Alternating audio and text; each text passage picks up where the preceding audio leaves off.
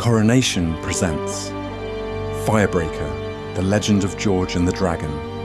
Chapter 3, The Messenger.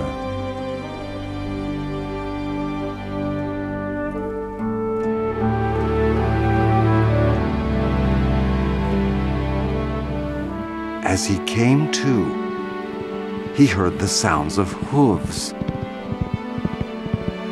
He was on Michael's back, galloping at full speed. The horse had rescued him. What?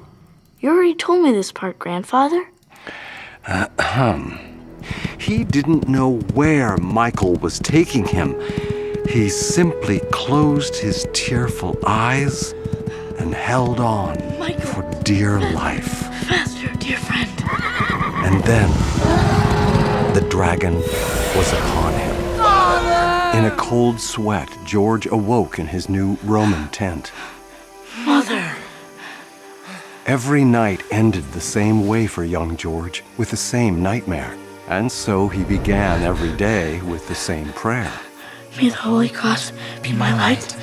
May the dragon never be my overlord. George's whole life became dedicated to serving in the Roman camp. And as he grew, his brother soldiers became the only family he had.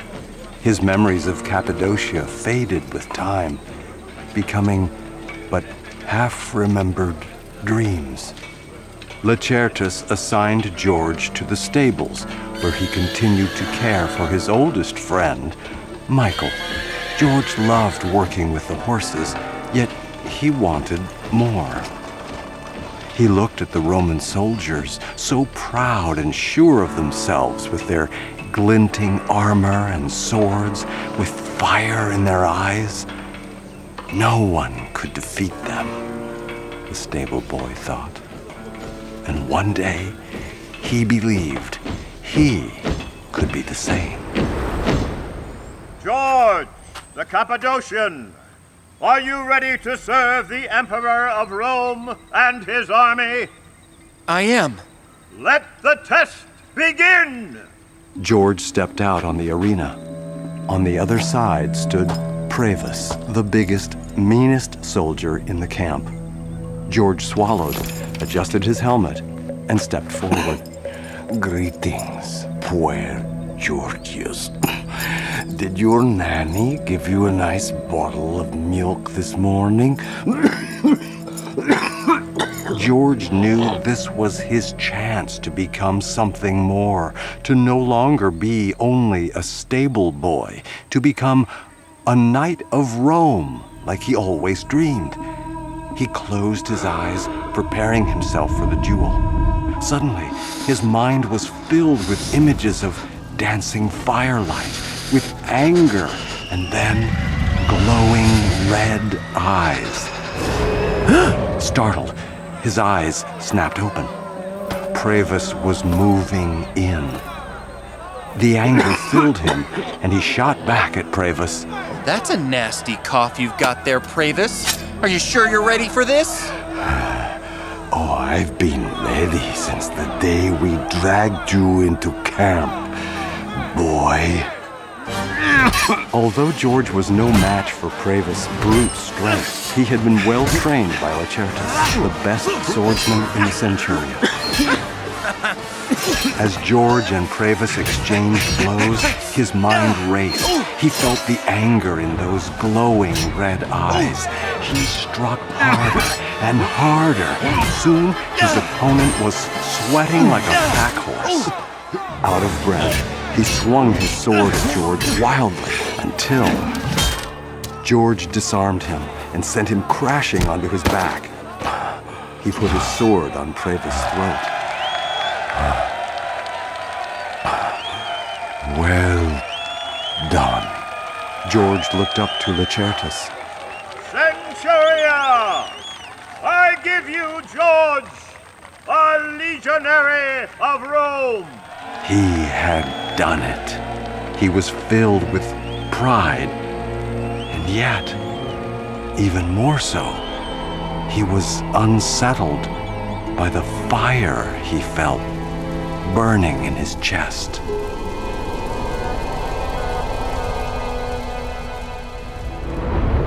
far away in Cylene after years of growing oppression.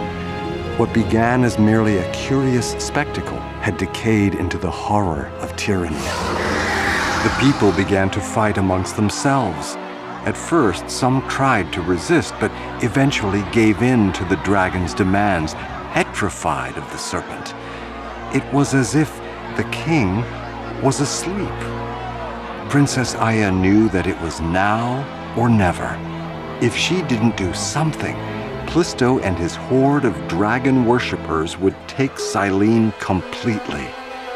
She had few allies, but among her most trusted were Nico, the captain of her guard, Zoe, her maidservant and shadow lieutenant, and Zoe's brother, a young boy named Demetrius.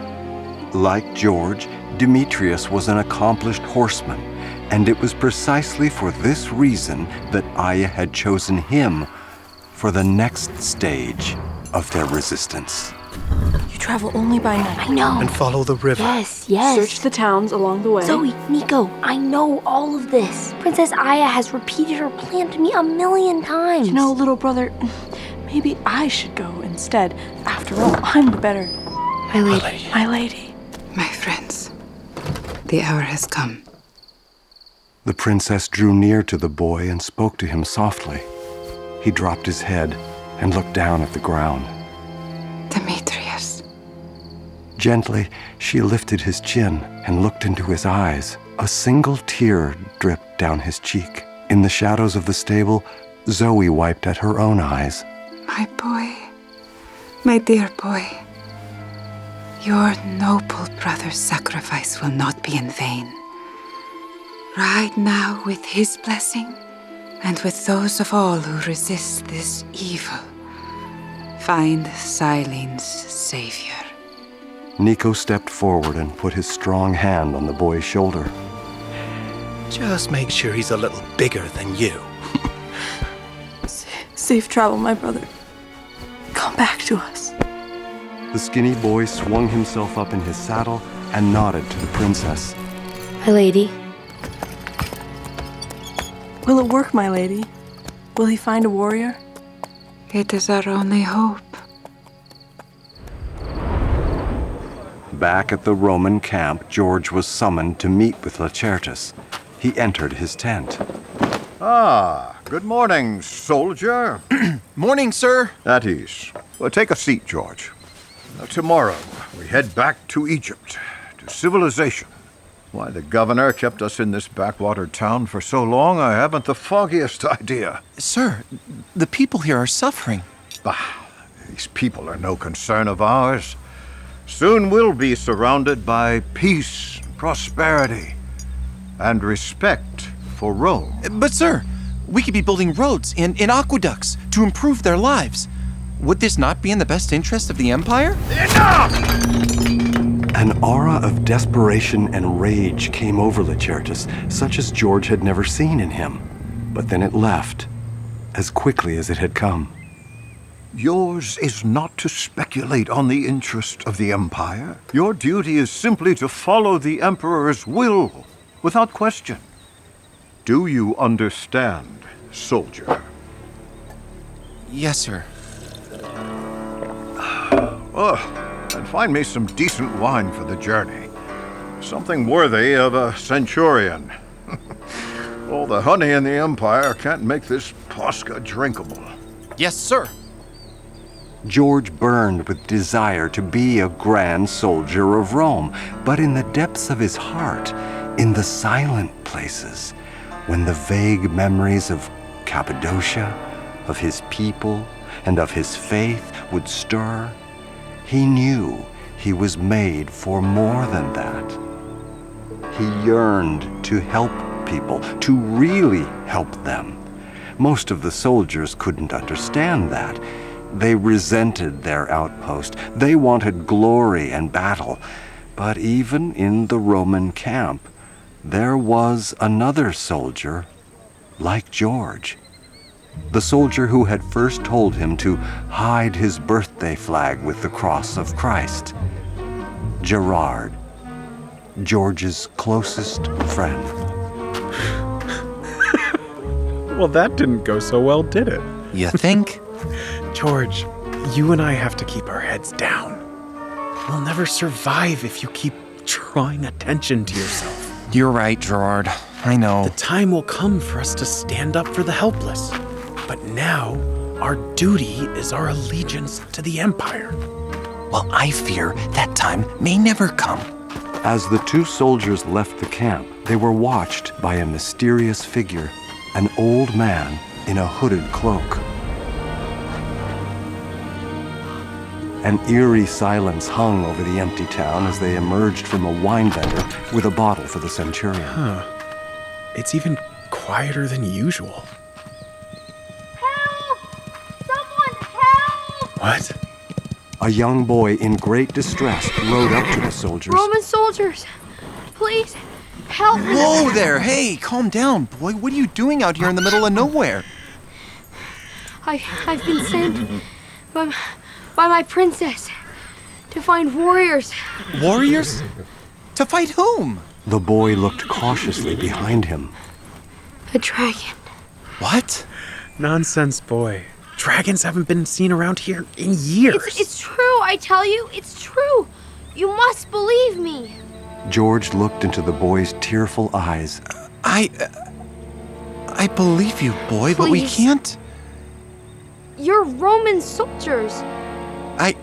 You're supposed to help people, aren't you? You're supposed to be brave. George looked down at the ground. Suddenly, the boy's horse reared up and started thrashing around. Without hesitation, George leapt onto the crazed horse's back and grabbed at the reins. The horse tried wildly to buck them both off. George held on with all his strength and whispered words of comfort to the beast. Steady. Steady, my friend. The horse finally slowed to a stop. George helped the boy down before dismounting himself. Well done, George. Thank you, sir. What happened to your horse? Demetrius. Demetrius. I don't know, sir. Something must have spooked him. Just then, something in the distance caught George's gaze through the cloud of dust kicked up by the horse. No. At the other end of the town, George saw a creature he remembered with horror from his childhood. A dragon. I've been followed. This dragon was much smaller than the one that had attacked George's home, but the sight of it took his breath away nonetheless. George! George was frozen, unable to move. Please, Sir George. The dragon stopped right in front of George. This dragon was different. It was no larger than a horse, its wings folded against its scaly amber scales. But the dragon's eyes were piercing, glowing with the same fire as the dragon that had taken his family. George's mind raced. Stay behind me! Suddenly, the hooded old man, wielding a long metal spear, appeared and leapt in front of George, pointing the spear at the dragon. The dragon circled the old man like a cat toying with a mouse. George had to do something. He ran headlong towards the creature and unsheathed his sword. George! The beast saw George coming and wheeled, Watch out! striking him with the broad side of his muscular tail. Bewildered, George looked up at the old man, who moved effortlessly, with no hint of anger. As the dragon prepared to spray the men with deadly acid, the old man closed his eyes and whispered something. Holy Cross be my light. May the dragon never be my overlord. May the Holy Cross be my light. As the dragon spewed its acid breath, there came a cone of strange blue light from the spear tip. The two men should have been vaporized, but the light enveloped them and repelled the acid. What?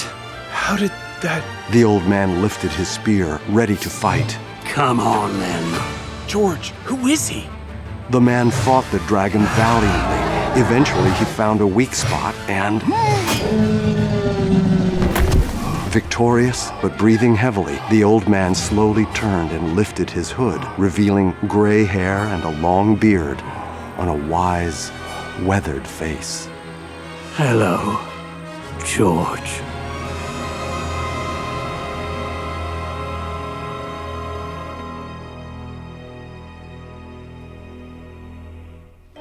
Next time on Firebreaker. Water and provisions for our guest.